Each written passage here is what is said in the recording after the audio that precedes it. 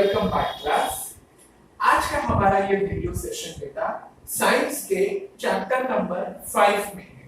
That is अगर आप text book पे देखते हो तो भी चैप्टर नंबर 5 है, और अगर आप हमारे नोटबुक के इंडेक्स पे देखते हो then to the chapter remains the same. आपका चैप्टर नंबर 5 है substances in the surrounding, their state and properties.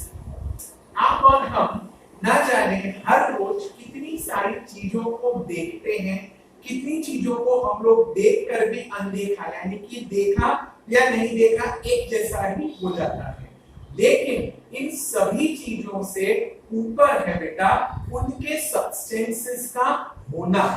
Like कोई भी सब्सटेंस अगर सॉलिड है, कोई भी सब्सटेंस अगर लिक्विड है और कोई भी सब्सटेंस अगर गैसियस है, तो ये है उसके state. That is the three states of a substance, whether it can be solid, liquid or gaseous। उसी से अलग अगर वो सब्सटेंस में आग पकड़ लेती है तो वो एक तरीके का गुड कंडक्टर नहीं है बल्कि बैड कंडक्टर ऑफ हीट है। अगर उसमें से इलेक्ट्रिक करंट पास हो रहा है तो वो गुड कंडक्टर ऑफ इलेक्ट्रिसिटी है। अगर वो पानी में डालते ही डिसॉल्व हो जाता है, घुल जाता है, तो वो सल्यूबल है। ऐसे अलग अलग ये जो चीजें हैं ये हैं उनकी प्रॉपर्टीज। तो सबसे पहले हम लोग सब्सटेंसेस के बारे में पढ़ेंगे। सब्सटेंसेस कंप्लीट करके हम तीनों स्टेट के बारे में पढ़ेंगे, that is solid, liquid and gaseous, and then you have the various properties। इस चैप्टर के अंदर बेटा you have explained the terms, because scientific terms, scientific words इतने सारे हैं इस चैप्टर में कि आपको वो सब समझना बहुत ज्यादा जरूरी है। So here we begin। सबसे पहला है आपका change of state। What do you mean by the word change of state?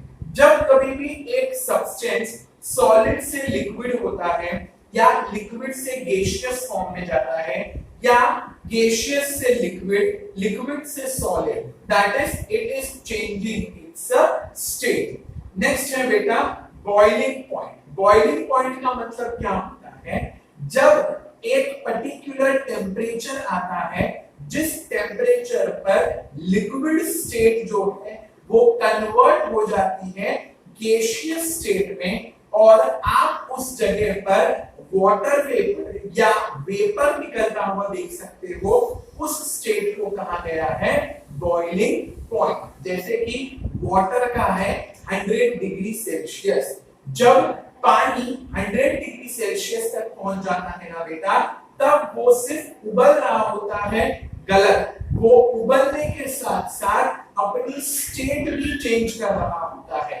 इसीलिए अगर बहुत देर तक पानी उबालने रखते हैं तो पानी की क्वांटिटी कम होती जाती है, because it is converting into gaseous form.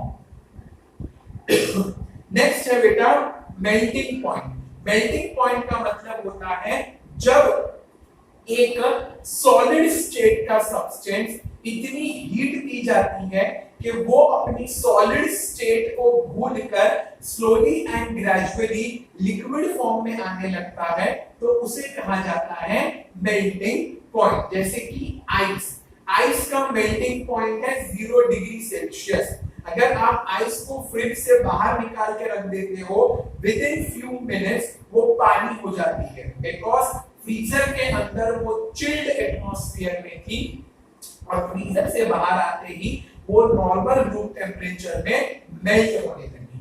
Then you have freezing point. Freezing point का मतलब होता है जब एक लिक्विड फ्रीज होकर सॉलिड बन जाता है। जैसे कि आपने उसी मेल्टेड आइस के वाटर को फिर से अगर फ्रीजर में रख दिया तो थोड़े टाइम के बाद, लाइक कपल ऑफ आवर्स के बाद, वो पानी अपने आप बर्फ बन जाएगा। तो from the liquid state it is getting converted into solid state। तो ये जो स्टेट का कन्वर्जन है इसे कहा जाता है फ्रीजिंग पॉइंट।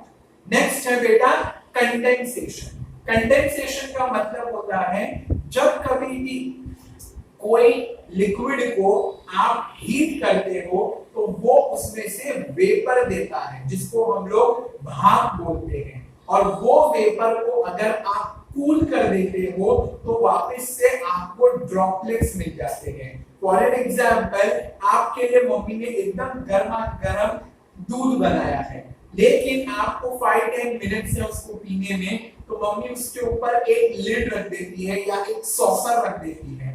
जैसे आप वो सॉसर या वो लिड हटाते हो, नीचे सब पानी की बूंदें होती हैं।